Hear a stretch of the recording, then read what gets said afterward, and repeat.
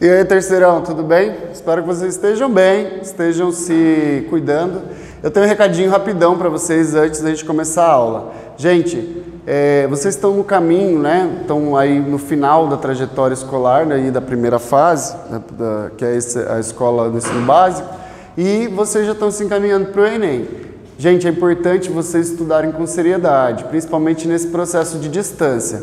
O que acontece? Vocês precisam ver o vídeo até o final, precisam abrir a apostila para ler, procurar conteúdos complementares, discutir no grupo com os colegas, perguntar para o professor, tudo isso é possível mesmo à distância.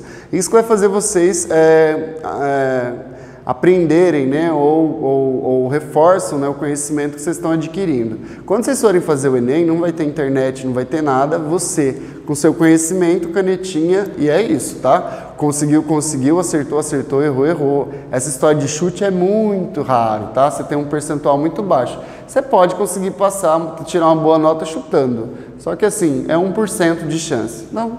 Se você quiser contar com a sorte, esse é o caminho que você tem que fazer. Agora, se você quiser contar consigo mesmo, você precisa ter responsabilidade, tá? Então, vamos lá, vamos começar. A gente está trabalhando teoria do conhecimento, né? Então, vamos lá. Lembra que eu falei para vocês, na última aula, que a gente tem os 3 pensadores da suspeita, que são os 3 caras que vão colocar em xeque a racionalidade humana? Então, tá, nós trabalhamos o Marx, que vai, por exemplo, colocar em xeque a noção do Hegel de que a razão, né, de que há uma inteligência na história e que essa inteligência caminha para o progresso contínuo. O Marx não, ele vai dizer que existe materialidade. O que constrói a história são as relações materiais de produção e as relações materiais econômicas estabelecidas, né? Lembra disso? Então ele coloca em xeque essa possibilidade da razão de orientar a história humana.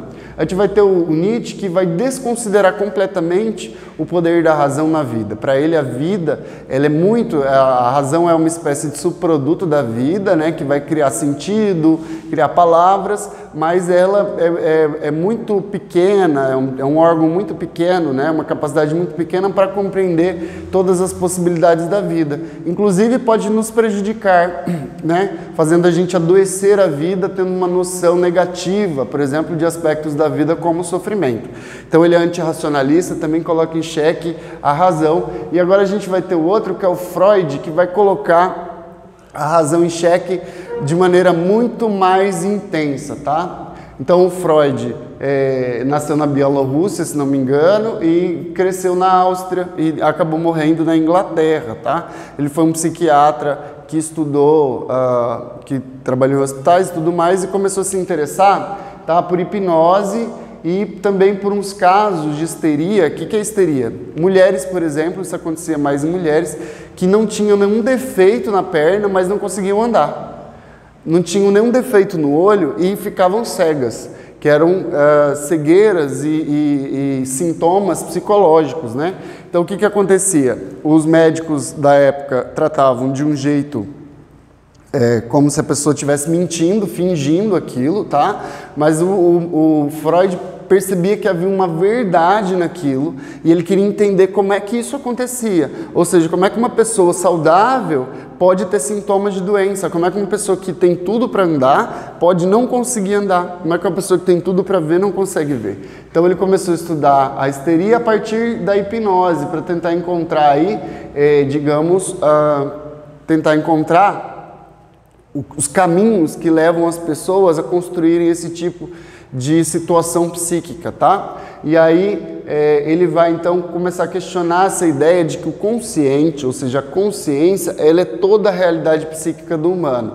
Então, lembra que os racionalistas vão pensar isso? Que nós somos capazes de escolher, nós somos capazes de pensar e prever os acontecimentos. Lembra lá dos utilitaristas? Somos capazes de prever o que vai acontecer, nós somos capazes de prever as consequências das nossas ações e somos capazes de ter consciência das nossas motivações, tá? Para o Freud, ele começa a suspeitar dessa noção de consciência porque ele percebe que essas mulheres não têm consciência do que está acontecendo. Algum fenômeno real, ou seja, elas não estão andando porque alguma coisa está acontecendo, mas elas não têm consciência disso. Então, a partir disso, ele vai pensar numa estrutura, numa estrutura psíquica, ou seja, na mente, dividido em 3 etapas, tá? O consciente, que seria, pense num iceberg, o consciente para o Freud seria só a pontinha, aquela externa, 90% de um iceberg, ou 95% fica embaixo d'água.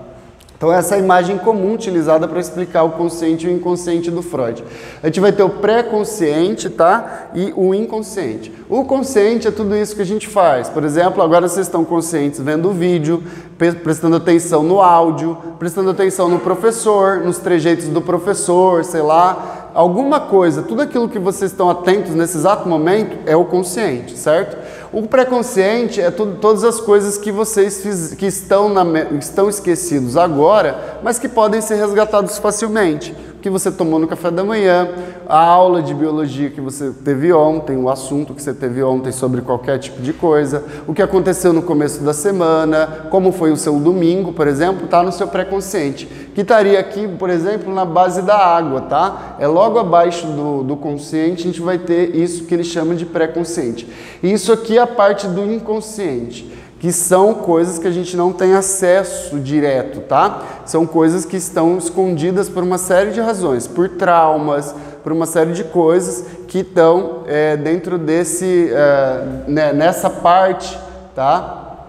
Da mente ou da estrutura psíquica.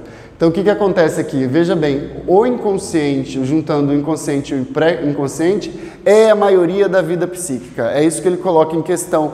Isso acaba com a ideia do homem consciente, do homem capaz de escolher, do homem livre para escolher, por exemplo, tá? Então, ele vai tratar um termo chamado determinismo psíquico. O que é o determinismo psíquico? A mente, ela não é esfacelada. Você está aí, por exemplo, sem fazer nada e vem uma música qualquer na sua cabeça. Você está dentro da igreja e vem uma música de funk na hora. Por que acontece isso? Para o Freud, nada é por acaso, está tudo conectado. O inconsciente, o pré-consciente e o consciente estão conectados e há uma relação entre esse acontecimento. O fato de você estar na igreja e vir uma música funk na sua cabeça e daqui a pouco você está pensando num gif, pensando em alguma piada, algum meme. Essas supostas loucuras, esses acontecimentos um pouco ilógicos, eles estão conectados dentro de uma lógica da mente, tá? Que não é clara para nós, porque parte da mente, ou grande parte da mente, está no escuro do inconsciente. Então, o inconsciente seria esse lugar das forças, tá? Ou seja, ali a gente vai ter todas as memórias, elas estão em conflito. A gente vai ter uma série de coisas que são contrárias e o inconsciente vai ser esse lugar, tá? O lugar da confusão. Só que, ao mesmo tempo, o inconsciente é o lugar da energia, tá? Toda a energia que a gente vai ter, a gente vai tratar isso agorinha, vem desse inconsciente. A gente vai ter o pré-consciente, que é isso que eu falei, onde a gente vai resgatar, né, o que fez no domingo, o que fez no sábado, o que está fácil de resgatar. E a gente vai ter o consciente, então, que seria essa capacidade de estar aqui agora, essa noção de que estamos aqui, tá? Então a gente vai ter, basicamente, a consciência toda dividida desse modo, consciente, pré-consciente e inconsciente. No inconsciente a gente vai ter onde habita as pulsões e os instintos, tá? O que é uma pulsão? Para o Freud, vários autores vão tratar esses termos, são basicamente parecidos, tá? Pulsão, instinto e impulso, e eles estão na base da formação animal, né? O que uma criança é quando nasce? Ela é um animal cheio de pulsão, ela quer comer, não tem a comida, ela chora, ela grita. Para quê? Para ser alimentada, satisfeita. Então, isso é basicamente uma pulsão, tá? Então, essas pulsões são pressões que nos dirigem a um determinado fim, né? Ou seja, um desejo, uma coisa que a gente quer, ela é necessária, ou seja, é uma necessidade da psique e ela é orgânica, ou seja, essa pulsão não está no cérebro, ela constitui um pouco a vida mental, né, a vida mental humana. Ela tem uma fonte que seria qual a fonte da pulsão? A fonte é o id, que a gente vai falar daqui a pouco, que seria o inconsciente. Ela tem uma finalidade, o que eu quero. Ela também ela é um tipo de pressão para a vida e ela tem um objeto. Está escrito errado ali, mas ela tem um objeto. Então pensa assim, eu estou com sede, eu vou tomar uma água. Esse impulso que me leva a tomar a água é basicamente essa pressão, né? Essa necessidade aí orgânica, né? A finalidade não é necessariamente tomar a água, mas tudo que envolve a água, né? O fato de escolher levantar para tomar água, o fato de satisfazer o prazer, o fator orgânico da necessidade da água, tudo isso é o que a gente vai chamar de finalidade, tá? E tudo isso só é possível porque nós somos pressionados por esse mundo aí, esse mundo animal, né, que nós somos, para desenvolver essas atividades. A gente vai ter lá no inconsciente duas pulsões que são importantes, tá? Que é a pulsão de vida e a pulsão de morte. Quando você está animado, faz projeto, fala vou estudar, vou acertar tudo e passa a semana animado, você está sendo guiado pela pulsão de vida, tá? Quando você está triste, que você não está com vontade de fazer nada, que você começa a se boicotar, não faz as atividades, tira nota baixa, você está sendo guiado pela pulsão de morte, segundo Freud, tá? O que faz a pulsão de vida? Uma coisa que ele chama de libido. Pulsão de morte é alguma coisa, alguma força que ele não dá nome. Agora vamos passar aqui sobre a formação da personalidade. A gente vai ter o id, que está lá no inconsciente, que é caótico, desorganizado e sem forma, né? É a fonte das pulsões e princípio do prazer. Então, o id está lá no inconsciente, aquela bagunça lá, tá?